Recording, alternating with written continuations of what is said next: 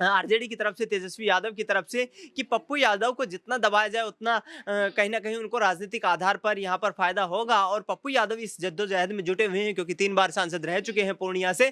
तो ऐसे में उन्हें उम्मीद है कि इस चुनाव में जीत मिलेगी और निर्दलीय प्रत्याशी के रूप में जो है दावा ठोक रहे हैं।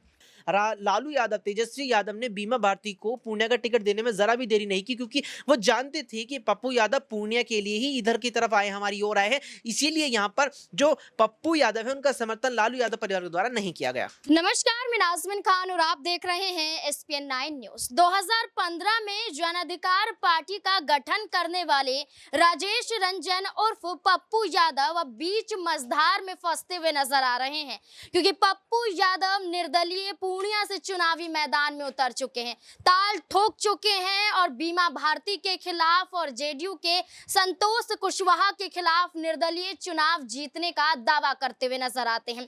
आरजेडी जहां बीमा भारती को अपना पूरा समर्थन देती हुई नजर आ रही है, तेजस्वी यादव पूर्णिया में जनसभा को संबोधित करते हुए नजर आते हैं, यहां पर अपनी साड़ी का पल्लू फैलाते हुए भीख मांगते हुए नजर आती हैं बीमा भारती कि उन्हें वोट जरूर दें, जो दावा करती हैं कि पूर्णिया से जीत तो वही हासिल कर पाएंगी और आरजेडी को जीत की कगार पर पहुंचा देंगी। लेकिन पप्पू यादव किसी से कम नजर नहीं आते हैं। पप्पू यादव भी ये दिखाने की कोशिश कर रहे हैं कि जो चुनाव पहले जीत सकते हैं वो चुनाव अब भी निर्दलीय अपने दम पर जीत कर रहेंगे। इतना ही नहीं, अंदर खाने से ये कहा जा रहा है कि पप्पू यादव को बेशक आरजेडी और कांग्रेस पार्टी समर्थन ना करे, लेकिन कई ऐसी और पार्टियां मौजूद हैं जो पप्पू यादव को अपना समर्थन देती हुई नजर आ सकती हैं। इन पार्टियों में जनसुराज प्रमुख प्रशांत किशोर का भी जिक्र किया जा रहा है।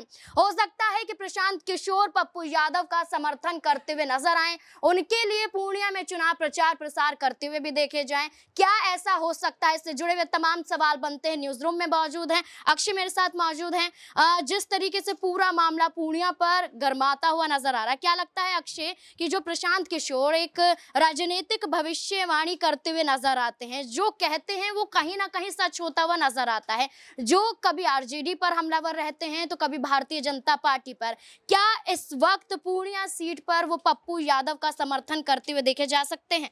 देखिए, समर्थन और प्रचार कुछ हद तक अंतर मुझे नजर आता है। समर्थन यहाँ प्रशांत किशोर अपनी जो जनसुराज यात्रा लेकर निकले हैं उस दौरान बयानों के जरिए भी कर सकते हैं, लेकिन प्रचार अब शायद नहीं करेंगे, क्योंकि 26 अप्रैल दूसरे चरण में ही मतदान होना है और 24 अप्रैल को मतदान से पहले 24 तारीख को तमाम प्रचार प्रसार की जो रोक है वो चुनाव आयोग के द्वारा लगा दी जाएगी। अब 2 दिन का वक्त यहाँ बचा है। 22 अप्रैल आज हो गई है, 22 में भी कुछ चुनिंदा घंटे बाकी हैं। अब क्या केवल 2 दिन 23 और 24 अप्रैल को यहाँ जो है पप्पू यादव के लिए प्रचार करेंगे प्रशांत किशोर? बिल्कुल नहीं करेंगे। अगर करना होता ऐसा तो बहुत पहले ही शुरू कर दिया होता। रही बात समर्थन की, तो समर्थन जो है प्रशांत किशोर कर सकते हैं अभी भी यहाँ, क्योंकि अभी जिस तरीके से 3 दिन बीच में है, 26 अप्रैल और आज 22 अप्रैल के, इस बीच अगर यहाँ अपनी जनसुराज यात्रा के दौरान पूर्णिया के आसपास से होकर गुजरते हैं प्रशांत किशोर, या आसपास से ना भी गुजरे, वैसे भी अपने संबोधनों के दौरान यहाँ पप्पू यादव का जिक्र करते हुए उनके समर्थन में यहाँ लोगों को बात कहते नजर आ सकते हैं, जिससे लोग पप्पू यादव की तरफ मतदाता के तौर पर और भी बड़ी संख्या में जुड़े। यहाँ पर एक और सवाल रहेगा, मुकेश सहनी की बात करें जिन्हें 3 सीटें आरजेडी की तरफ से मिल जाती हैं, लेकिन वो मुकेश सहनी पप्पू यादव पर कहीं ना कहीं चुप नजर आते हैं। क्या मुकेश सहनी को साथ नहीं देना चाहिए था पप्पू यादव का? क्योंकि सवाल यही उठता है, एक तरफ एक भी सीट नहीं, दूसरी तरफ 3 सीटें दे दी जाती हैं। बिल्कुल, देखिए यहाँ पर कई चीज़ें हैं। यहाँ पर सबसे पहले अगर पप्पू यादव और मुकेश सहनी के बीच बात की जाए तो दोनों का अगर राजनीतिक हम करियर देखा जाए, यहाँ हालांकि पप्पू यादव का थोड़ा बड़ा, बेहतर और गहरा नज़र आता है सहनी की तुलना में, लेकिन बहुत अच्छी जान पहचान और एक राजनीतिक दोस्ती दोनों की बेहद अच्छी बताई जाती है। और यही कहीं ना कहीं कारण रहा, यही चर्चा का विषय भी रहा कि आखिर क्यों मुकेश सहनी ने इंडिया गठबंधन में आकर भी पप्पू यादव पर हमलावर रुख क्यों नहीं अख्तियार किया। कहीं ना कहीं कारण इसका यही नजर आता है। अब बात यहाँ पर सीट देने की है तो देखिए, यहाँ पर पप्पू यादव को एक भी सीट लालू यादव ने नहीं दी और सहनी को आते ही 3 दे दी, तो उसका मुख्य कारण ये नजर आता है कि जब अपनी पार्टी का कांग्रेस में विलय पप्पू यादव ने किया था तो उससे पिछली रात ही उन्होंने लालू आवास पहुंचकर लालू और तेजस्वी से मुलाकात की थी, और जो मुलाकात हुई उसके बीच जो चर्चा हुई, वहां ये चर्चा सामने आई थी कि पप्पू यादव के सामने लालू यादव ने विकल्प ये रखा कि आप हमारी पार्टी में शामिल हो जाइए तो हम पूर्णिया आपको सौंप देंगे, लेकिन पप्पू यादव ने राजद का विकल्प ना चुनकर कांग्रेस का विकल्प चुना। यहाँ पर गौर कीजिए कि जब पप्पू यादव ने अपनी पार्टी का कांग्रेस में विलय किया, उसके अगले ही दिन यहाँ बीमा भारती इधर आ गई। उसके अगले ही दिन बीमा भारती ने राजद का दामन थाम लिया और तुरंत इन्होंने पूर्णिया का टिकट दे दिया। लालू यादव, तेजस्वी यादव ने बीमा भारती को पूर्णिया का टिकट देने में जरा भी देरी नहीं की, क्योंकि वो जानते थे कि पप्पू यादव पूर्णिया के लिए ही इधर की तरफ आए, हमारी ओर आए हैं। इसीलिए यहाँ पर जो पप्पू यादव है उनका समर्थन लालू यादव परिवार के द्वारा नहीं किया गया। लालू प्रसाद यादव के परिवार द्वारा पप्पू यादव का समर्थन नहीं किया गया, लेकिन वो बीमा भारती जो अब तक पप्पू यादव को अपना बड़ा भाई कहती हुई नजर आ रही थी, वो अब ये कहती हैं कि पप्पू यादव कैसे चुनाव अब तक पूर्णिया पर जीतते हुए नजर आए और अब कैसे चुनाव जीतेंगे वो कहीं ना कहीं जनता सब कुछ जानती है। वो जनता से जुड़े हुए मुद्दों पर काम नहीं करते, बल्कि बाहरी लोगों को लाते हैं और चुनाव जिताने की पूरी कोशिश करते हैं। तेजस्वी यादव भरे मंच से कहते हैं कि पप्पू यादव भारतीय जनता पार्टी के एजेंट के रूप में काम करते हैं। नाम नहीं लिया जाता, लेकिन पप्पू यादव पर हमलावर साबित होते हुए नजर आते हैं। अभी तक कांग्रेस पार्टी से निष्कासित भी नहीं हुए हैं, लेकिन उसके बावजूद तेजस्वी यादव का ये कहना कहीं ना कहीं सवाल खड़े करता है कि क्या वाकई वो पप्पू यादव को महागठबंधन से निकालने की कोशिश करें। शालिनी मेरे साथ मौजूद है। शालिनी, क्या लगता है कि जब कांग्रेस पार्टी ने अभी तक निष्कासित नहीं किया है पप्पू यादव को, उनके खिलाफ उतरते हुए नजर नहीं आ रहे, लेकिन तेजस्वी यादव बार बार पप्पू यादव पर हमला साध रहे हैं, क्या वो कोशिश कर रहे हैं कि वो खुद ही महागठबंधन का साथ छोड़ दें? देखिए, जिस प्रकार जो आरजेडी पार्टी के जितने भी नेता हैं, चाहे बात करें रोहिणी आचार्य की, मीसा भारती की या तेजस्वी यादव की, तो लगातार वो सभी नेता ये कोशिश कर रहे हैं कि कहीं ना कहीं हम पप्पू यादव के खिलाफ जिस तरीके से बयानबाजी कर रहे हैं, पप्पू यादव उन सब से निराश होकर खुद ही जो नामांकन है उसको वापस ले ले। क्योंकि जिस प्रकार पप्पू यादव बयान देते नजर आए कि और भी पार्टियां हैं, एनडीए है, कई पार्टियां हैं, उनको लेकर तो कोई बयानबाजी करता नजर नहीं आ रहा है, लेकिन मुझे ही बार बार क्यों घेरा जा रहा है। पूर्णिया सीट से जो बीमा भारती उतरी हुई है आरजेडी की तरफ से, उनको लेकर किसी प्रकार का कोई बयान नहीं दिया जा रहा है, लेकिन पप्पू यादव को ही बार बार क्यों घेरा जा रहा है, इस तरीके से वो कहते नजर आ रहे हैं।